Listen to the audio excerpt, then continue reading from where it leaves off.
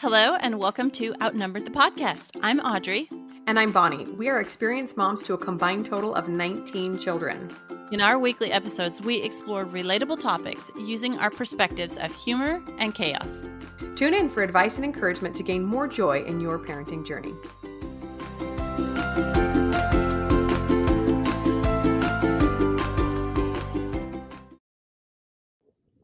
Hi, everybody. Welcome back. And today we have an episode for you that we have been promising for a long time. It's about sensory issues, and we're going to dig really thoroughly into that one. But first of all, we got a new review, and we love it when we receive reviews because they help bump us up on the algorithm in the Apple Podcast app, and it helps us so that other moms get to find us just like you did. So thank you for everybody who leaves a review. If you haven't yet, we still love you, but please go leave a review. This review is from AMMCD. It says, fun, inspiring, and helpful. I have been listening to Outnumber the Podcast for about a year now, and I really enjoy it. Bonnie and Audrey feel like my wise and caring older sisters that I can go to for advice and encouragement as I try to navigate my own motherhood journey.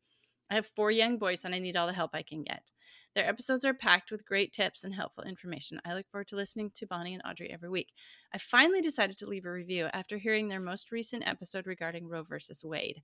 I loved the truths they shared. The experiences Audrey described regarding miscarriage were particularly touching to me as I have suffered a miscarriage in the past. I'm so grateful for your strength and boldness in sharing these vital truths. Keep up the good work, ladies. You are amazing. Oh, so sweet. Thank you.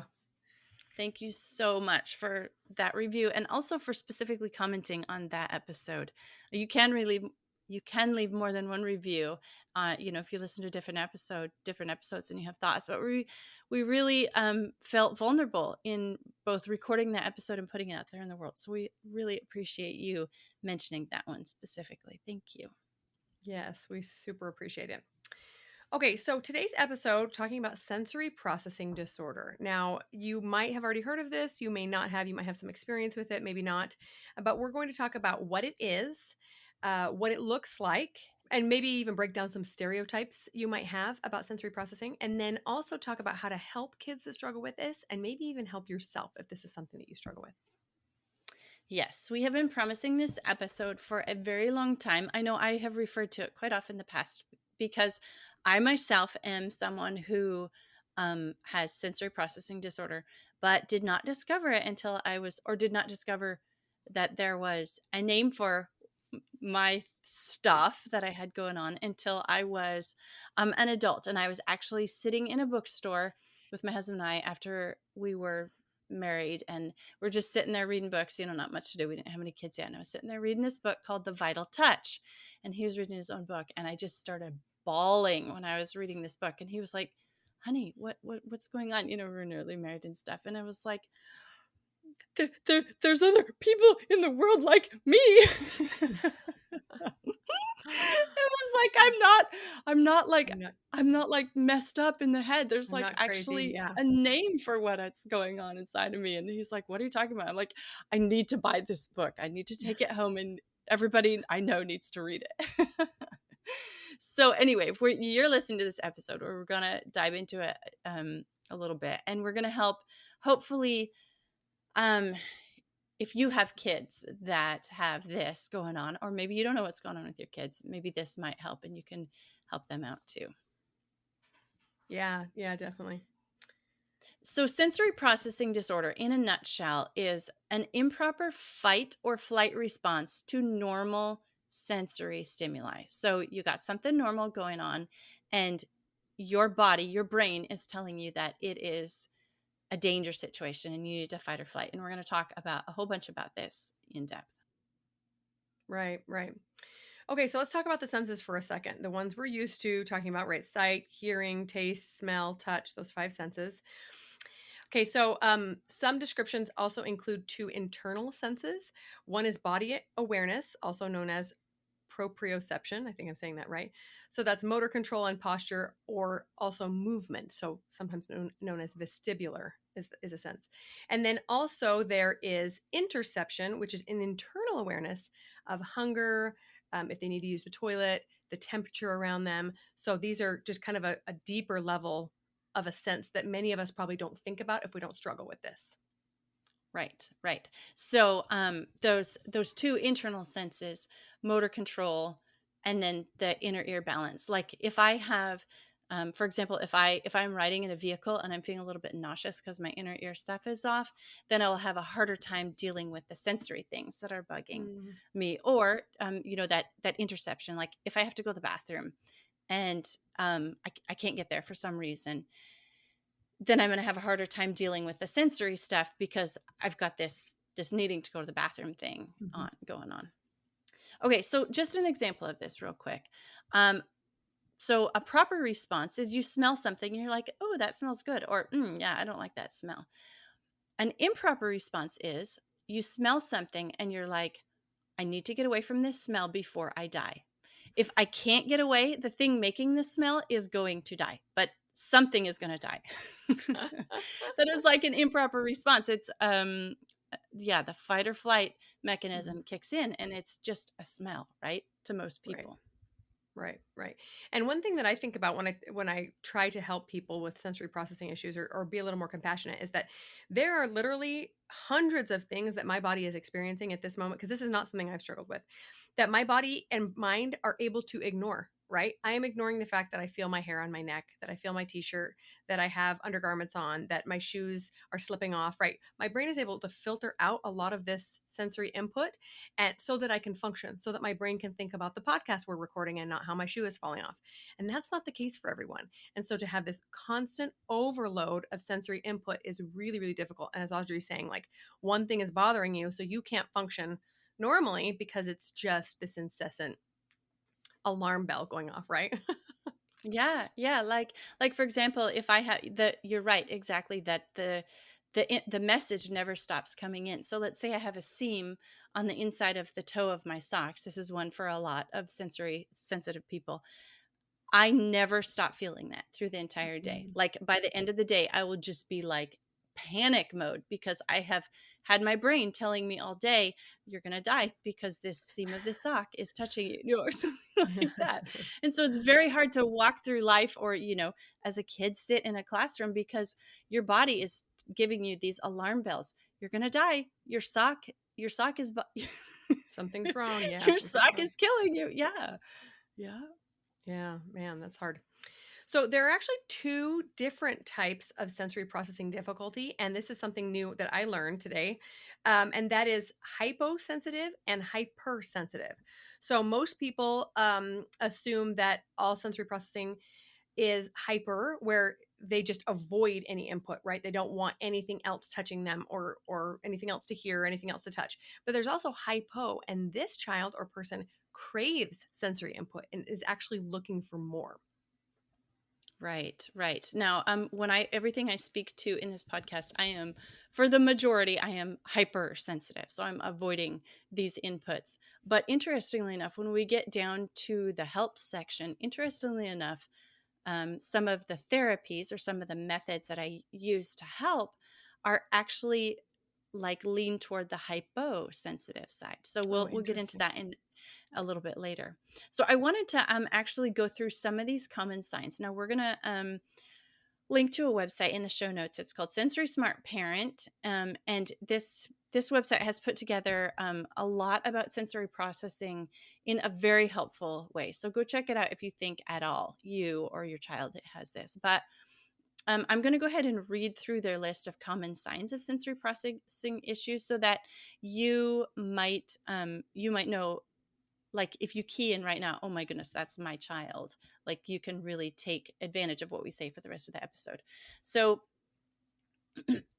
here's a list of common signs of sensory processing issues: unusual under reactions or overreactions to any sensory input, touch, sound, sight, movement, taste, smells, including bothered by clothing, fabrics, labels, tags, distressed by light touch or unexpected touch, dislikes getting messy, resists grooming activities, very sensitive to sounds, volume, quality, or pitch, squints, blinks, or rubs their eyes frequently, bothered by lights or visual pattern, high activity level or very sedentary, unusually high or low pain threshold. That high pain threshold has come in very handy when delivering 9 babies. Side note. I need that. How can I get that? Deliberately bumps into people and things. Inappropriate, biting, licking, touching people or objects. Poor focus, highly distractible. Difficulty handling transitions, very rigid about change. Poor regulation of energy levels and mood. Easily overstimulated or uncomfortable in group settings. Difficulty with self-confidence and independence. Anxiety about everyday sensations, very high or low activity level, withdraws or refuses to participate, tunes out what's happening, impulsivity, particularly with seeking sensations. Some motor skills and body awareness difficulties, including fine motor delays, so difficulty with crayons, snaps, beading, scissors. Gross motor delays, difficulty walking without tripping, running, climbing stairs, catching a ball, skipping. Illegible handwriting, moves awkwardly or seems clumsy, lower high muscle tone, difficulty recognizing when they need to urinate or move their bowels. Oral motor or feeding problems, including oral hypersensitivity, frequent drooling or gagging, a picky eating, speech and language delays, poor attention and focus, not being able to tell if they're full or hungry. So I go through that list so that you know the rest of this episode. If you suddenly have a child pop into your mind, one of your kids, that you can pay attention to what we're saying the rest of the episode. Yeah, and I've noticed with a couple of my kids that very often this sensory processing comes with another diagnosis, or it just might be your kid is known as the irritated one or the rambunctious one or whatever. And then you start reading this list and you're like, oh, actually, he has that and that and that and that. And that, so maybe it's just a different spin on what you saw before as irritating behaviors. Maybe it can help us understand our kid a little bit better and make things a little bit easier on them. Yeah, that is so true.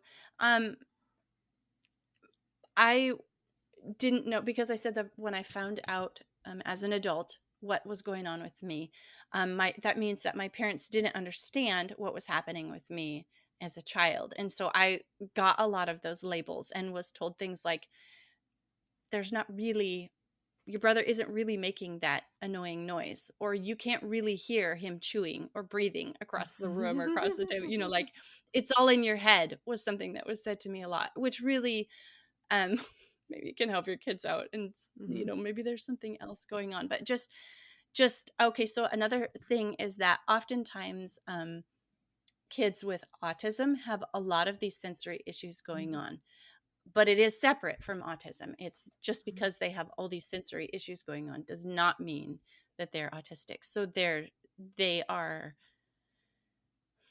what do you call it? They have overlap, but they're not, one does not mean the other. Not the same thing. Yeah. Right. One thing that's interesting is this can actually manifest itself very, very early on in babies. And a couple of signs of it in an infant might be difficulty breastfeeding or crying for unknown reasons, a difficulty potty training or very early training. So that those also might be some red alerts to look for. Yeah. In fact, the sensory processing disorder is something that they think is the child is born with. So I did a little digging once I found out what was going on with me, and I asked my mom, what was the first, okay, so a coping mechanism, a very unhealthy coping mechanism that I had developed to deal with these sensory issues when I was a baby and toddler and young child, was that I would hold my breath until I passed out. Very sad, very So pitiful, sad. but I know, but here I was, I had learned a way to make the sensory inputs stop, right? If you are not conscious, you don't know if there's a fluorescent light in your eyes, or if you're too hot, or if, whatever all these other things was that were bothering you. So I did ask my mom, I said, what was the first time that I did this, held my breath to pass out? And she said, you were 6 weeks old, and I had brought you in your car seat, and I had laid you on the table, and I was bringing in groceries from the vehicle. It was winter. You were in your snowsuit. And I said, oh, okay. So then I'm like, okay, some of my other sensory issues. I was like, so did we have like a light hanging over the table? Was I possibly like under the light? So here I am in a snowsuit inside. I'm probably way too hot. And this light is shining in my eyes. So, then these other sensory, and I didn't have my mother, so I did this thing. I learned to do this thing where I held my breath and I passed out. And it's really sad and unhealthy, but it was a way to make the sensory issue stop. All that just Good. to say that it does seem something in their studies of this that is something that is inborn. Like Mhm. at 6 weeks old, I had this sensory stuff Yeah, going on. 6 weeks, that is crazy. And you Yeah. must have been very brilliant because at 6 weeks old, you figured out how to make it go away. It might have actually just been an accident that Yeah, the you were first time I yeah. cried Well, into, that's the other thing is, yeah, sometimes you just, yeah, cry until you can't breathe or you hold your breath because 'cause you're mad or something. Yeah, kids do that. right. Right. Okay, so that's babies. Now, kids, working with kids that are a little bit older, what you can do is you can help the kids learn to recognize when they're having an improper response to normal stimuli. And you can start teaching them, kids can start to learn self regulating techniques. So they can start recognizing, okay, for example, let's go back to fluorescent lights. These fluorescent lights are bothering me. I need to go outside and take 5 deep breaths to get Mm. my body to calm back down. So kids can start to learn that process, or this smell is bothering me, or this taste. See? Yeah, and the earlier we're able to help them recognize what's going on and figure out these tactics, the better they will be able to head into adulthood knowing what works for them and what doesn't, right?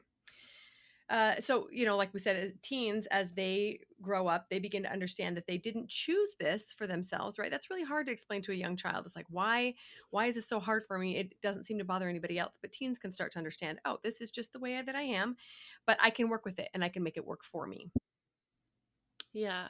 So I think one of the most powerful things that I learned about sensory processing disorder is that it is not treated with medications. If you're doing medications, or a child with sensory processing disorder has been prescribed medications, all that is doing is basically doing what I was doing as a baby, holding my breath till I passed out, right? Making those sensory inputs going away.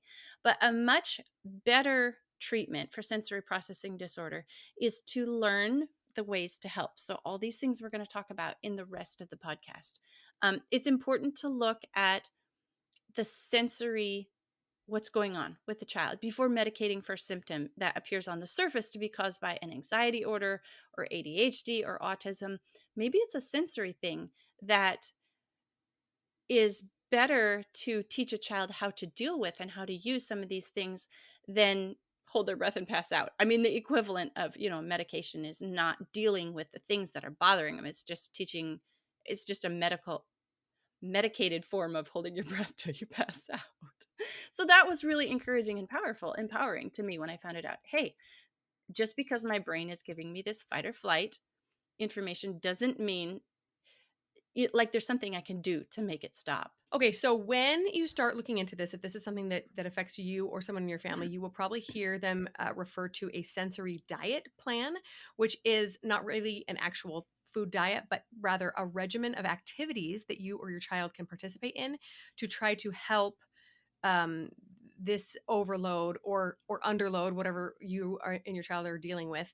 But it does need to be customized to each child because one child might, even within the hyper spectrum, like Audrey's talking about, some person might always struggle with wearing socks and shoes, and another person it might always be their hair being down or whatever it is. It needs to be something that you watch your child for their specific triggers and customize it to them.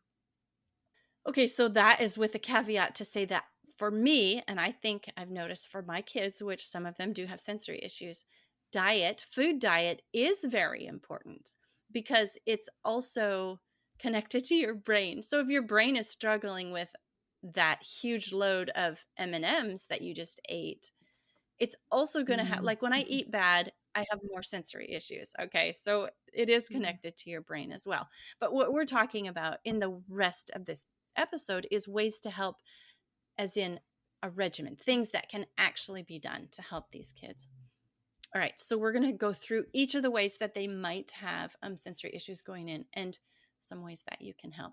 So we're going to start with that proprioception, which I don't know if I'm pronouncing that either, We're but probably both that's butchering it, but with there you go. a, I know. Yeah, whatever. Yeah, so we're first gonna talk about in each of these like ways as an adult or a teen, like the final step you can get to, but then we're also gonna talk about how you can help babies and toddlers and then kids, things that can be helpful for them. So for adults, this is, we mentioned that proprioception. The P word. Proprioception is motor control and posture. So this to help this for the sensory diet, you actually have exercise that you do. Yeah, yeah. You exercise. You have heavy work like pulling. Like when you lift something heavy, that is actually pulling your joints apart. Or if you're pushing on something heavy, that's actually pushing your joints together. And that is all physically working with these joints and getting them like sending these messages to the brain that kind of, I don't know how it works, but these messages keep on going for a while and they relieve some of that sensory fight or flight messages that come if you're not exercising the joints in these ways. Just exercise in general is really good for sensory issues. And one thing in the past that I found that was so helpful for me, like especially during pregnancy. So my sensory issues always are worse in pregnancy because my body has more going on. Deep pressure, deep muscle massage. Like if I could get a deep muscle massage once a week, my sensory problems are so much less because I've had, I don't know, some messages sent to my brain that just work it out. Interesting. Yeah, and an excuse to have a great massage once a week, right? Why not? I'm okay with that. Sign me up. Oh. So babies and toddlers are pretty familiar to us. The tactics to use with them, and here's something that I'm realizing too as we're talking about this is that you have to think that infants, when they are in utero, have a lot going on. It's actually quite noisy. They're floating around, bumping into things. They see some lights. They hear lots of sounds. They're really tight and compressed in there. And then they come out and they just are like laid on this bed, flailing around and feeling very, very vulnerable. And I think this is actually a little form of their brain starting to realize, oh, this is my new normal, right? So what's comfortable to new infants? Being swaddled, being held against a mother or father, being put in some place where they feel tight and wrapped up. So it's kind of an interesting concept, right?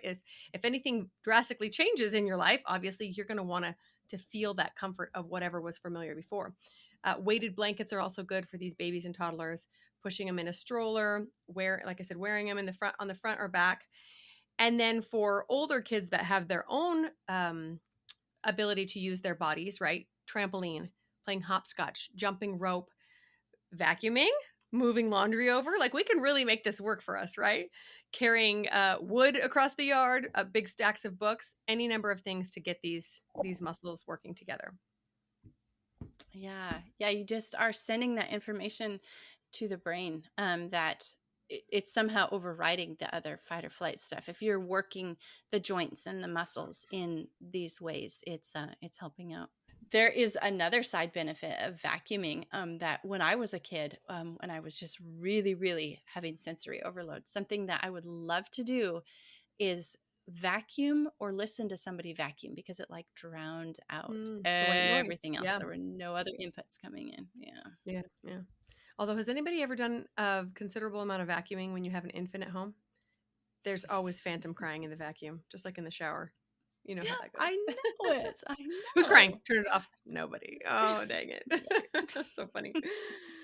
Moving on to the next type of sense that we're going to address, and that is vestibular. So that's the inner ear, right? The balance. Okay, so the vestibular includes swinging back and forth, spinning around, anything that alters that sense of balance, right? Hanging upside down. Kids love to do all this stuff. Doing yoga, any sort of pose that's going to get you out of your normal up and down, dance, those sorts of things. Yeah. Yeah. Those are all things that as an adult, I have been able to use to help me a lot. So yoga, I do yoga 3 or 4 times a week. And somehow that like the down dog poses, especially where the blood is like running down to my head and all that, it's just really helpful. So for babies and toddlers, same thing, spin them, swing them, them spinning, the airplane game where you put them on your legs and you fly them through the air. And kids do a lot of this naturally. But if you have a kid with sensory issues, you can say, let's play rolling down the hill. Let's swing on the swings. take them to an amusement park, put them on the roller coasters. And after that, it will probably kind of chill out those sensory issues for a while. That being said, if I'm super beyond tapped out in in sensory issue with my vestibular, like I can't Yeah. swing, I can't Becomes spin, too I much. can't go Yeah. on a roller coaster. It's too much. Yeah. So you Mhm. have to, like, this is again the figuring it out, customize it to each child. Some of them are going to love spinning, some of them are going to have a meltdown. Right. Yeah, this vestibular stuff is especially good for those kids that struggle on the other side of Audrey, right? The hypo, where they need constant input and more input than other children. Yes. Go make them swing on the swing for 20 minutes. That ought to settle them down and hopefully get them to a place where they're functioning a little bit better. I actually have a funny experience with this. One of my younger sisters was a premature baby and had a lot of issues as a young child. And she was a chronic crier. She was just very, very colicky. It was really hard to get her to calm down. But one surefire way did it every time, and that was hanging her upside down. And people would, my mom would be at church, pass her over to my dad, and he'd just hang her upside down. She'd instantly be quiet and sometimes almost fall asleep. And they're like, this is the weirdest thing ever. But it makes sense if she, Yeah. I mean, maybe she just didn't have enough time in the womb or something. But if she was getting, overloaded or underloaded or whatever her brain was dealing with, for some reason, having all that blood rush to her head did the trick. That is so cute. All right, moving on to tactile. Things about touch that that are sensory issues. Okay, so for an adult, something that we can do is just use our hands to create something. Do something with a lot of different textures. Garden, just dig your hands into the soil, right? Activities, sewing, embroidery. Just do things, create things, touch things that have different textures. Do something that involves touching and experiencing a lot of different textures. Cooking is great for this. Make some sourdough bread and do all the touching and folding and all that. Yeah, with young kids, I mean, they love to do this anyway, right? Anything that's kind of a messy texture, carbonated drinks are fun for them because they feel it all the way down, right? Sensory boxes, all kinds of Montessori type stations, play, that sort of thing, dressing up, putting clothes on and off, and this is something that toddlers love to do all the time anyway, right? Older kids, walking barefoot is very helpful because they're feeling that sensation all along their feet, the grass, the pavement, the rocks, the bark on the tree they're climbing. And then cooking, like you mentioned, Audrey, they can get in the kitchen and be able to touch everything that they're seeing and cooking with, and it can be a really, really helpful experience. Yeah. Yeah. So, like, being on the avoidant side of this, I do get touched out. Like, my kids touch me all day long. And sometimes I'm just like, get away from me and stop touching me. If anybody else touches me, I'm going to scream. Like, I'm touched out. But then the thing that helps me come back from the edge of the cliff is these different textures. So I know that if I take off my shoes and I go out in the garden and I walk barefoot and I start pulling weeds, I'm going to be calmed down, and I'm going to this sensory, I'm touched out, stop touching me, I'm going to die if anybody else touches me. Yeah. It goes away. And so that's kind of one of these examples of using something on the extra side to get it back to the avoidance side. I mean, just kind of find middle ground. I don't Mhm. know how it works. I don't understand how it works, but I can speak to it working for sure. Well, and I wonder if it's specifically different uh, places on the body and different senses, right? So, like if you are touched out, maybe going and smelling something or hearing something can help your brain to shift into a different processing or something. I don't know. It's very interesting. Yeah. Yeah, one other example I wanted to share on this one was one for babies was one of my kids was so sensitive to clothing, the composition of the fabrics that they were wearing. And Wow. finally, after many weeks of the baby crying, if it was dressed in anything other than 100% cotton or natural fibers, we figured out we can't put polyester on them. We Hmm. can't put nylon on them. We can't put spandex. It has to be 100% natural fibers. And it was just like, we figured it out because we started noticing a pattern that when my husband would give the baby a bath, the crying would stop. And so that was kind of Mhm. like a sensory input, the water thing, but also just taking the Mhm. clothes that were Yeah. bothering them off. So What a high Kind of a maintenance crazy thing. baby. Goodness. Hey, once we figured that out, shoot, there was an It easy was easy. child. All right, so moving on to smells, you probably get the idea, right? You got to just experiment. Find the smells that soothe or calm your child. Try essential oils, maybe get a diffuser. Some of these might make things worse. Some of them could make them better. Or rub the oils on your child. If they're walking around constantly smelling them, that could help things as well. Yep. And this one is where it super needs to be customized to each child. So, or each person. Like there's smells that I absolutely cannot stand, and it's an essential oil. And then there's some that just instantly relax me. Another thing to be aware of here is detergent smells.